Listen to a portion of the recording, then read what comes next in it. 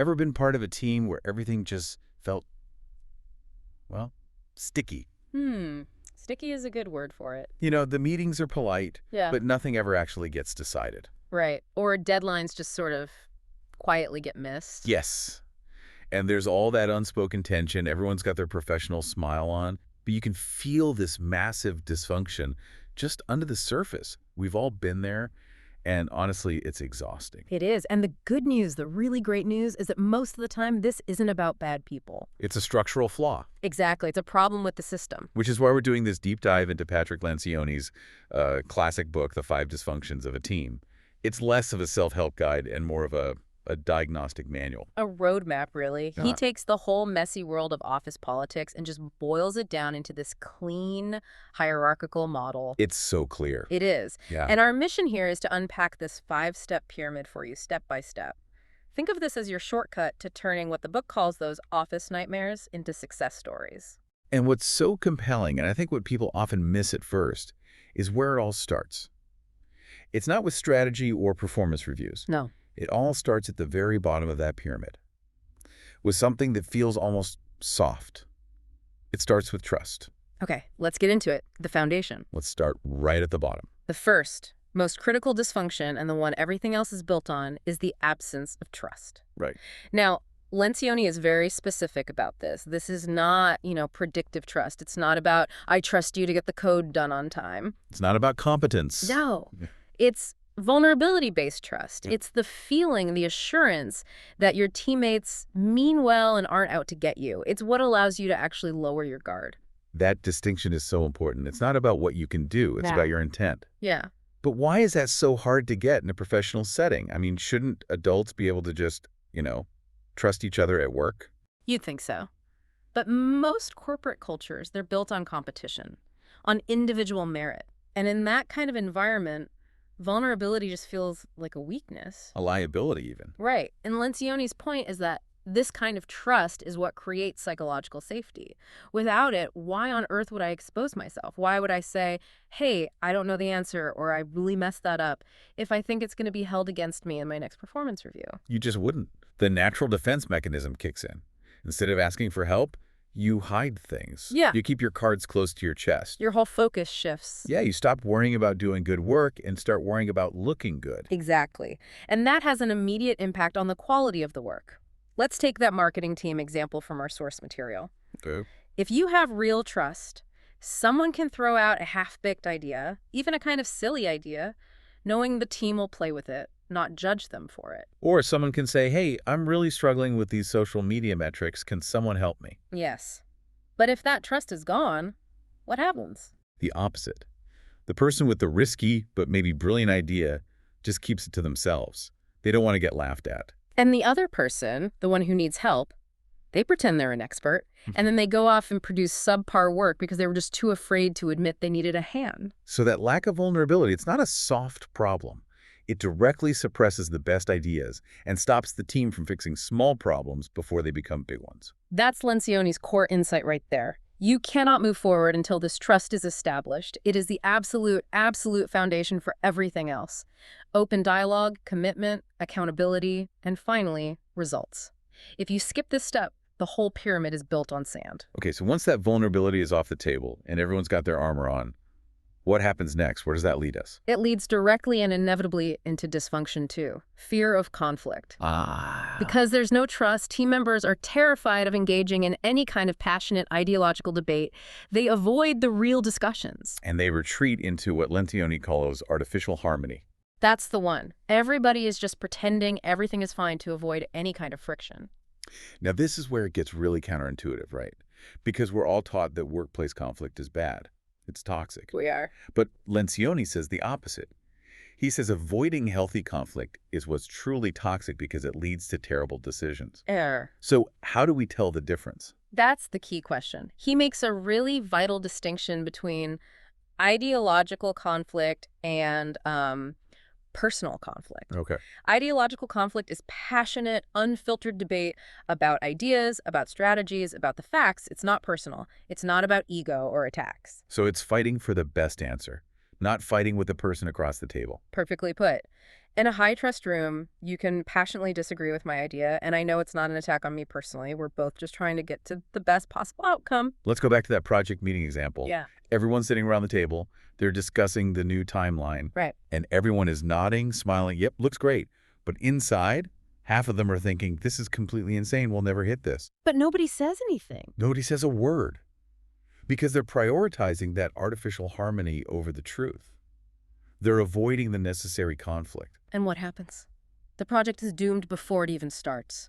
The critical risks were never talked about when they were cheap and easy to fix, all because they chose politeness over rigor.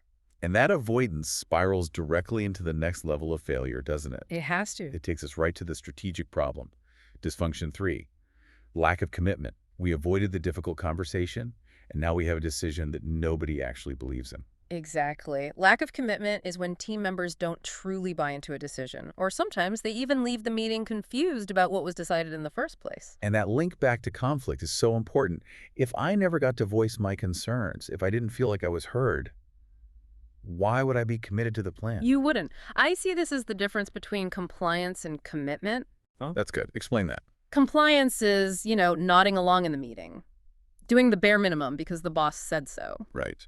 Checking the box. But commitment is true buy-in. It's emotional ownership. It's when you can say, okay, that wasn't my idea, but I was heard, I understand the decision, and now I'm going to do everything I can to make it work.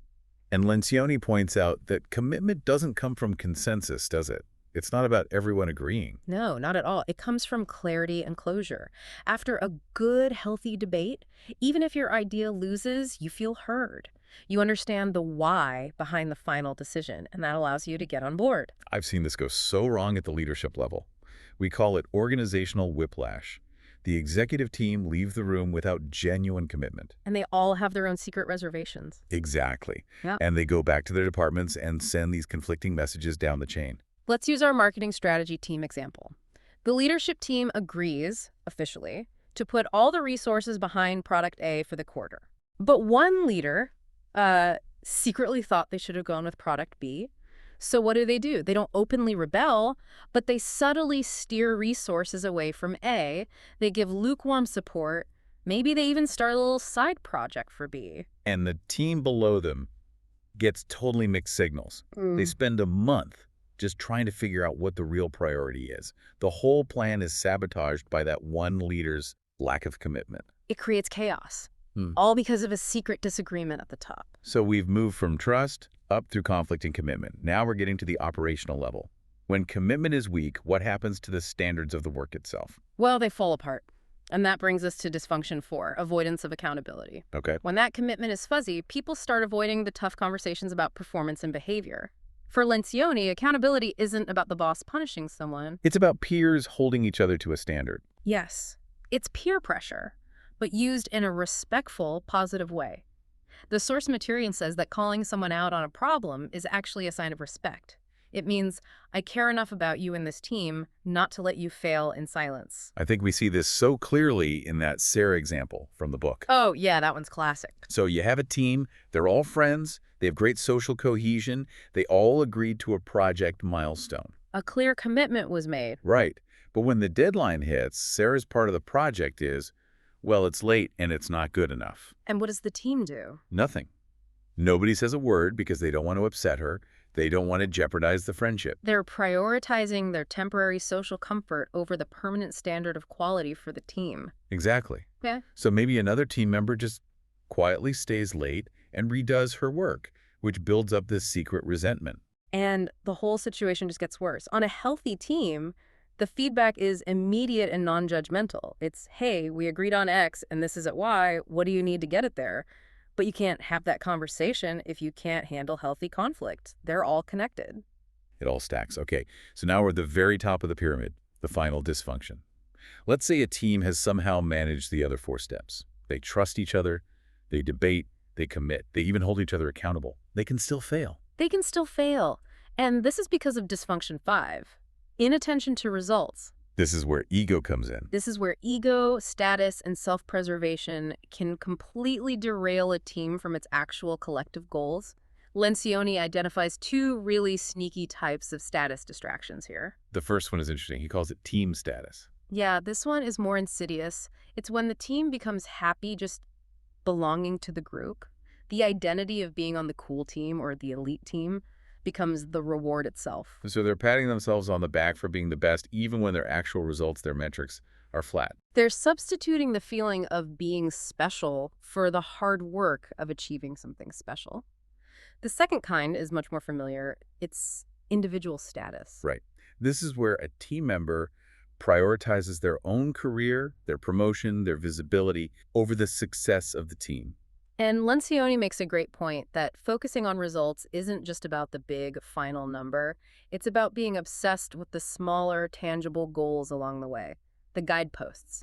If you lose sight of those, you'll never reach the destination. Let's use the software development team example for this. Perfect. So you have one developer who is just constantly pushing their own pet solution, not because it's the best, but because it's their idea. That's ego. But maybe you have another developer who hoards critical information to make themselves seem indispensable. That's individual status. They're trying to get ahead personally.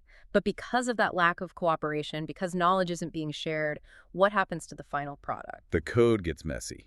The app takes way longer to build. It launches with bugs. The quality is lower. The team's individual priorities actively sabotage the collective result they were supposed to be focused on. So the lesson is that collective success has to come before any personal recognition or comfort. Every single step, from trust all the way up, has to be pointed toward achieving that external result. That's the whole framework in a nutshell. So we've walked through the whole hierarchy. From that foundation of vulnerability-based trust, up through the healthy conflict that builds real commitment, which allows for peer accountability, all leading to that final, sharp focus on collective results. And when a team gets all five of these things right, it's like they've built this structural immune system against dysfunction. It works. It's such a powerful way to diagnose where things are going wrong. We've given you the structure Lencioni designed, a really clear roadmap to start looking at any team you're on or any team you lead. And as we reflect on this whole pyramid, that trust at the bottom is maybe the hardest thing to build, and that focus on results at the top is the easiest thing to lose. We want to leave you with this to think about. Which do you think is a greater sign of a team's future failure? The total absence of trust right at the bottom, or Sure. the successful presence of the first four steps, only to be completely ruined by that inattention to results at the very top? It's a great question. Is it a failure to launch or a failure to finish? That's definitely Okay. something worth mulling over.